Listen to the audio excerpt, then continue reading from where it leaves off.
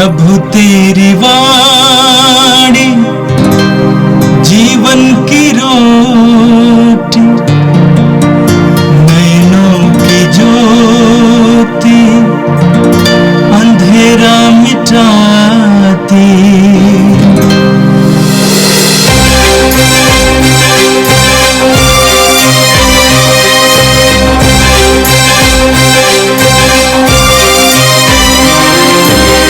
प्रभु तेरी वाणी जीवन की रोटी, नैनों की ज्योति अंधेरा मिटाती। प्रभु तेरी वाणी जीवन की रोटी, नैनों की ज्योति अंधेरा मिटाती। वाणी वाणी वाणी वाणी वाणी पवित्र है, शाश्वत है, जीवन का मन्ना है। 28 दिसंबर शनिवार। पहला पाठ है संत यूहन्ना का पत्र, अध्याय 1 वचन संख्या 5, अध्याय 2 वचन संख्या 2। मसीह का रक्त हमें हर पाप से शुद्ध कर देता है।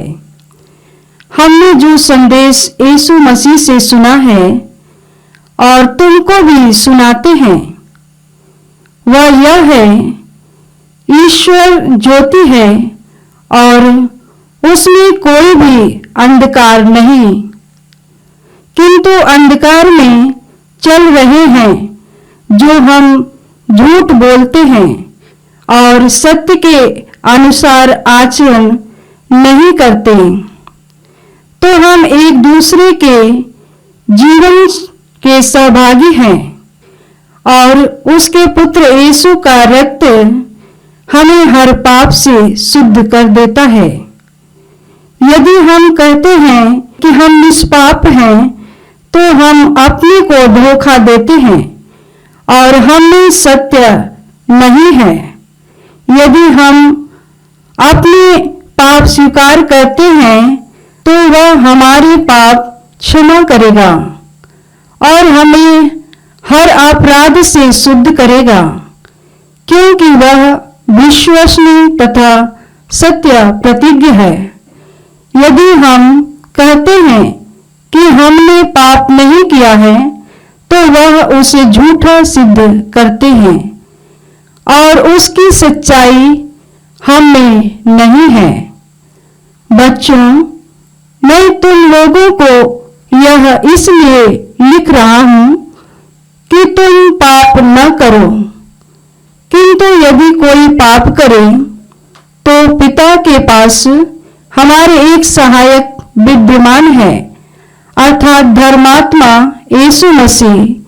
उन्होंने हमारे पापों के लिए प्रायश्चित किया है, और न केवल हमारे पापों के लिए बल्कि समस्त संसार के पापों के लिए भी। यह प्रभु की वाणी है। संत मत्ती के अनुसार प्रभु यीशु का पवित्र सुसमाचार, अध्याय 2 पद संख्याएं 13 से लेकर 18 तक। ज्योतिषियों के जाने के बाद प्रभु का दूत यूसुफ को स्वप्न में दिखाई दिया और यह बोला, उठिए, बालक और उसकी माता को लेकर मिस्र देश भाग जाइए, जब तक मैं आपसे न कहूं वहीं रहिए, क्योंकि हेरोद मरवा डालने के लिए बालक को ढूंढने वाला है। यूसुफ उठा और उसी रात बालक और उसकी माता को लेकर मिस्र देश चल दिया। वो हेरोद की मृत्यु तक वहीं रहा, जिससे नबी के मुख से प्रभु ने जो कहा था वो पूरा हो जाए, मैंने मिस्र देश से अपने पुत्र को बुलाया। हेरोद को यह देखकर बहुत क्रोध आया कि ज्योतिषियों ने मुझे धोखा दिया है। उसने प्यादों को भेजा और ज्योतिषियों के ज्ञात समय के अनुसार बतलहेम और आसपास के उन सभी बालकों को मरवा डाला जो 2 बरस के या और भी छोटे थे। तब नबी यिर्मयाह का यह कथन पूरा हुआ, रामा में रुदन और दारुण विलाप सुनाई दिया। राखेल अपने बच्चों के लिए रो रही है और अपने आंसू किसी को पोंछने नहीं देती, क्योंकि वे अब नहीं रहे। यह प्रभु का पवित्र सुसमाचार है। क्रीस्त प्रभु की जय। यीशु में मेरे प्रिय भाइयों बहनों, हम लोग क्रिसमस के पुण्य सप्ताह में हैं। क्रिसमस आनंद का समय है, लेकिन आज पवित्र कलीसिया निर्दोष बालक शहीदों का त्योहार मनाती है। हम लोग मत्ती के सुसमाचार के 2 अध्याय के 3 पद पर पढ़ते हैं कि 3 ज्योतिषी पूरब देश से आए, हेरोद राजा के राज दरबार में गए और उन्होंने ये दुनिया के उद्धारकर्ता राजा के रूप में जो अभी जन्म लिया है उसके बारे में पूछा। और ये सुनकर राजा हेरोद और सारा यरूशलेम घबरा गया। और राजा हेरोद को घबराहट हुई यह सुनकर को किसी राजकुमार का जन्म हुआ है, और ये घबराहट बाद में हत्या में परिणत हुआ।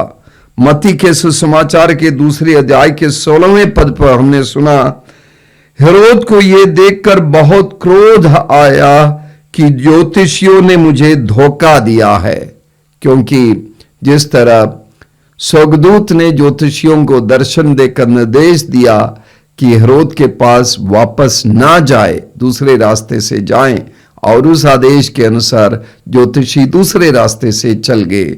और उनके ना वापस आने की बात देखकर हेरोद को क्रोध आया। उसने प्यादों को भेजा और ज्योतिषियों से ज्ञात समय के अनुसार बेतलहम और आसपास के उन सभी बालकों को मरवा डाला जो 2 बरस के या और भी छोटे थे। तो क्रोध आने पर सबसे आसान तरीका है कि गलत नकारात्मक प्रतिक्रिया देने का, और हेरोद ने भी वही किया। सबसे आसान तरीका ढूंढा, 2 साल और उससे कम उम्र के बच्चों को मार डाला। और लेकिन यह सबसे घिनौना तरीका होता है, सबसे खूंखार तरीका होता है कि 2 साल से कम उम्र के निर्दोष बालकों को का कत्ल करे। और हेरोद ने इसी घिनौने कार्य को किया। हेरोद के व्यक्तित्व को देखे, वो एक खूंखार हत्यारा था। वो राजा रहते हुए पहले से ही उसने अपनी पत्नी मरियम, उसकी पत्नी का नाम मरियम था, उसकी पत्नी को उसने मरवा डाला, अपनी सास को मरवा डाला, अपने परिवार के अपने जितने भी सगे संबंधी थे जो उनके विचारों से, उनके क्रूर आज्ञाओं से मेल नहीं खाते थे, उन सबको मरवा डाला था। और ऐसे जिनसे सत्ता छीन जाने का डर था, उन सबको हेरोद ने मार डाला। और उसी तरह बेतलहम और आसपास के निर्दोष बच्चों की हत्या की। अबोध निर्दोष बच्चों की हत्या हुई। और इसीलिए आज के दिन कलीसिया अबोध बच्चों यानी निर्दोष शहीद बच्चों का त्योहार मनाती है। सन 485 से ये पर्व कलीसिया मनाती आ रही है, और अलग अलग तरीके से खास करके यूरोप की जर्मनी में, फ्रांस में आज के दिन किसी बालक को वे लोग बिशप बनाते हैं 1 दिन के लिए, और उसे गद्दी पर बैठाते हैं। इस तरह की अलग अलग तरह की प्रथाएं हैं। हम अपनी सोच उन बच्चों पर केंद्रित करें, उन निर्दोष बालकों को उनके माता पिताओं के आंखों के सामने मरवा डाला और उनमें से बहुत सारे बच्चों को अपनी माताओं के गोद से छीनकर उन्हें तलवार के माध्यम से मौत के घाट उतार दिया होगा। और ये इस क्रूर और बहुत ही दुखद घटना को याद करते हुए हमारे हृदय में दुख की भावना भर जाती है। बहुत ही संवेदनात्मक दुखद घटना है वास्तव में यह। मेरे प्रिय भाइयों बहनों, ये क्रिसमस उल्लास, आमोद प्रमोद और आनंद का समय है और उस उल्लास के बीच में ये बहुत ही दुखद घटना के बारे में हम याद करते हैं। यह एक हमारे लिए एक सीख है कि क्रिसमस केवल आनंद का त्योहार नहीं है, यह एक अवसर है दुनिया की वास्तविकता को, दुनिया की सच्चाई की ओर नजर डालने और उसे समझने और दुनिया में अन्याय, अत्याचार, शोषण, सताव, ये सारी सच्चाइयां हैं, इसे स्वीकार करने का और उस पर सोचने का और उसके लिए कार्य करने का, उसके विरुद्ध कार्य करने का भी ये अवसर है। हमारा जीवन सिर्फ उल्लास और आनंद के लिए नहीं है। आंखें खोलकर दुनिया को देखने के लिए और खास करके हत्या जैसी विभत्स सच्चाई को देखने का यह अवसर है। हमें देखना होगा कि चारों तरफ किस किस तरीके से अन्याय हो रहा है। आज भी अत्याचार की घटनाएं हो रही है, बच्चों के साथ इस तरह की घटनाएं हो रही है। दो कारण से होते हैं। एक तो लोग अपने स्वार्थ के लिए और अपने अंदर के पाप और क्रूरता के चलते बच्चों के साथ इस तरह व्यवहार करते हैं। दूसरी तरफ सत्ता में बने रहने के लिए हेरोद ने जिस तरीके से कार्य किया, स्वार्थ और लालच से भरपूर होकर क्रूरता को अंजाम दिया। और जो भी हो, बहुत सी घटनाएं हम अपने चारों तरफ देखते हैं।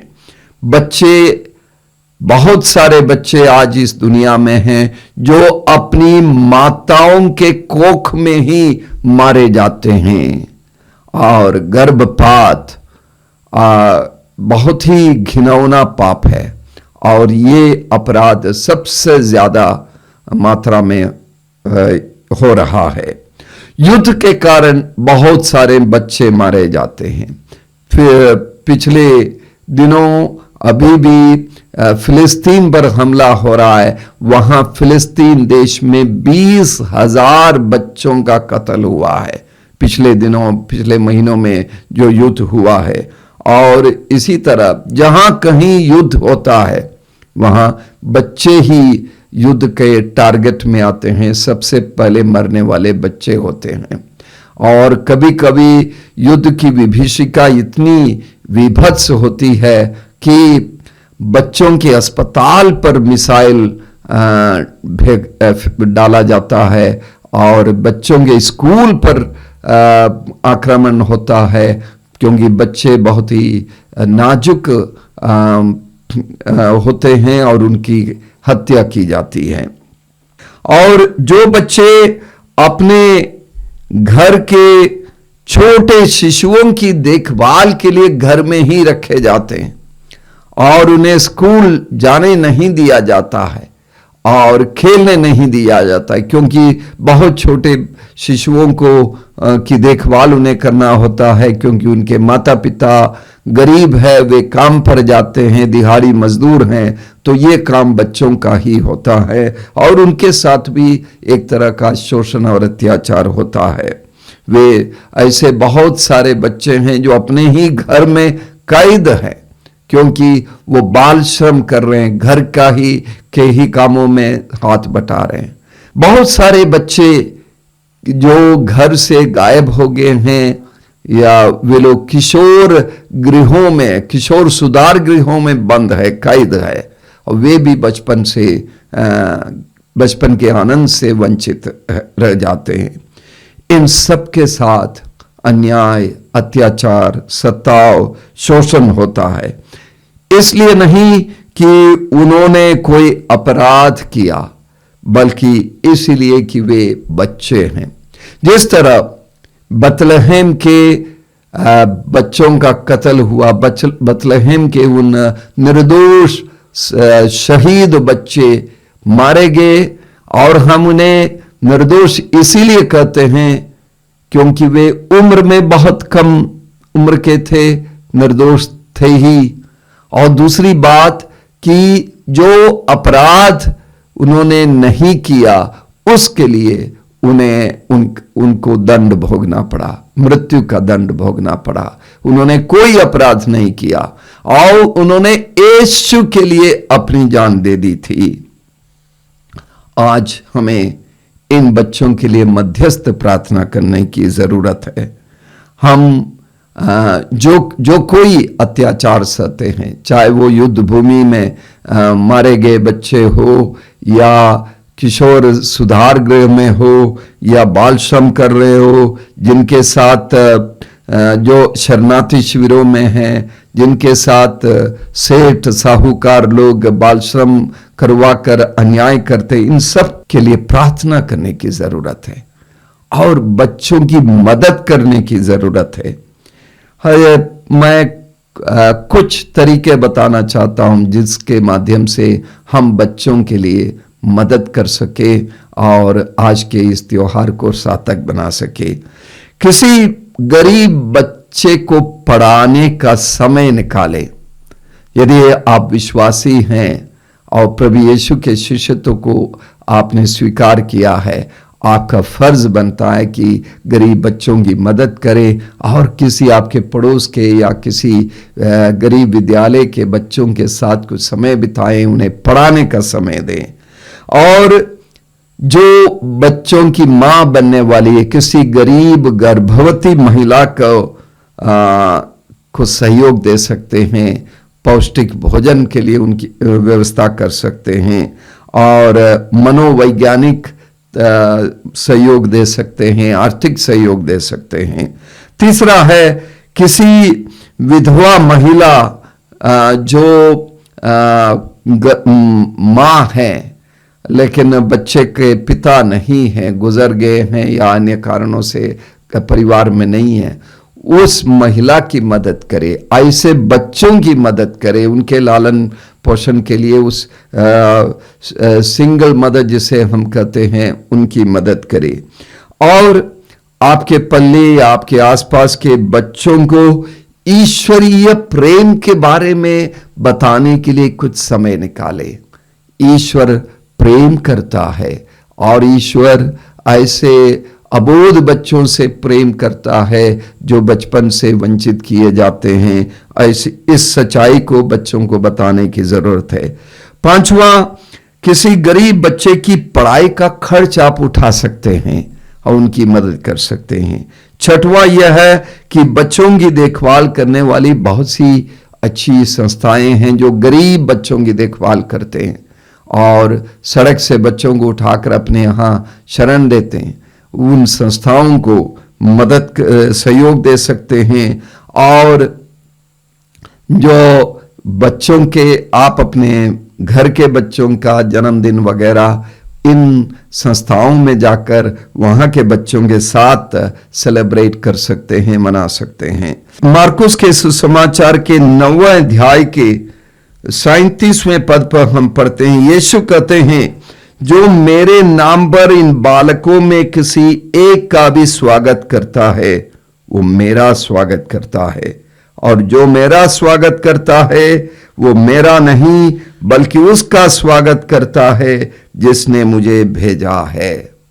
जब बच्चों का हम स्वागत करें, बच्चों के साथ अच्छा व्यवहार करें, विशेषकर गरीब बच्चों के साथ हम उनकी मदद के लिए कार्य करेंगे तो हम यीशु का सहयोग करते हैं और उसके माध्यम से हम परमपिता परमेश्वर का सहयोग करते हैं। सृष्टिकर्ता परमेश्वर की मदद हम करते हैं उनके अच्छे कार्य के लिए। तो इन दिनों चरनी में लेटे बालक यीशु के चेहरे को हम देखें, वहां उस चेहरे पर एक निर्दोष मुस्कान है। उस मुस्कान भरे चेहरे को निहारते हुए दुनिया के उन सारे बच्चों के चेहरों को भी याद रखें जिनके चेहरे पर मुस्कान होना चाहिए, खुशी होनी चाहिए और हंसी होनी चाहिए, लेकिन दर्द है, पीड़ा है, क्योंकि उनके साथ अन्याय किया जा रहा है। उनकी बेहतरी के लिए, उनके कल्याण के लिए जो भी कार्य करे, वो यीशु के शिष्यत्व के प्रति हमारी जिम्मेदारी को हम निभा सकते हैं। आइए हम प्रार्थना करें। सर्वशक्तिमान प्रेमी पिता ईश्वर, हम धन्यवाद देते हैं उन सारे अबोध बच्चों के लिए जिन्होंने तेरे पुत्र यीशु के बदले मृत्यु स्वीकार किया, जिनकी हत्या की गई। प्रभु, हम अपने घरों में रोज की रोटी कार्यक्रम को सुनने वाले सभी भक्तों, विश्वासियों के घरों में जो बच्चे हैं, हमारे पड़ोस में जो बच्चे हैं, हमारे सगे संबंधियों के घरों में जो बच्चे हैं, उन सबको तेरे पास ले आते हैं। और उन सारे बच्चों को भी ले आते हैं जो झुग्गी झोपड़ियों में, मलिन बस्तियों में हैं, जिनसे बचपन छीना गया है, जो बचपन में ही काम कर रहे हैं, कूड़ा उठाने वाले बच्चे, बाल श्रम करने वाले बच्चे, उन सारे बच्चों को तेरे श्री चरणों में रखते हैं। उन सब पर तेरी आशीष हो, उन्हें बचपन लौटा दे प्रभु, उन्हें बचपन की सारी खुशी दे, और बचपन से लेकर जीवन के अंत तक प्रज्ञा के रास्ते में, बुद्धि, विवेक और ज्ञान के रास्ते में वे आगे बढ़े और वे समृद्धि पाए, और जीवन का सच्चा आनंद, उद्धार का आनंद, मुक्ति का आनंद वे प्राप्त कर सके, अनुभव कर सके। ये प्रार्थना हम तुझसे कहते हैं हमारे प्यारे प्रभु यीशु के द्वारा, आमीन। प्रभु तेरी वाणी जीवन की रोटी, नैनों की ज्योति अंधेरा मिटाती, वाणी वाणी वाणी वाणी वाणी